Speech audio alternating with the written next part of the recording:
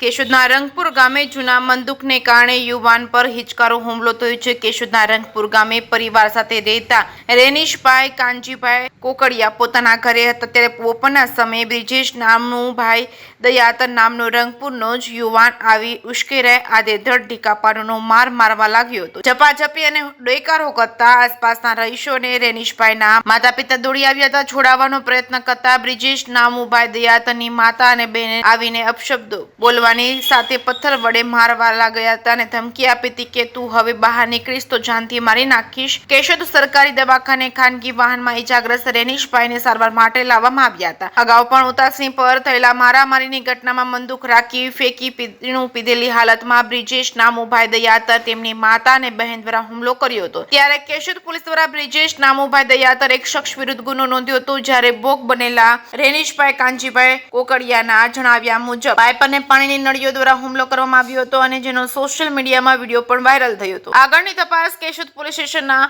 ASI Shabbirbhai દલ ચલાવી રહ્યા છે। તહેવારો સમયે ગ્રામ્ય વિસ્તારમાં થતી મારામારીની ઘટનાઓથી લોકોમાં ભયનો માહોલ જોવા મળ્યો છે। જે કે સિંહ ગુજરાતી સાથે રાજુ પંડ્યા, કેશોદ।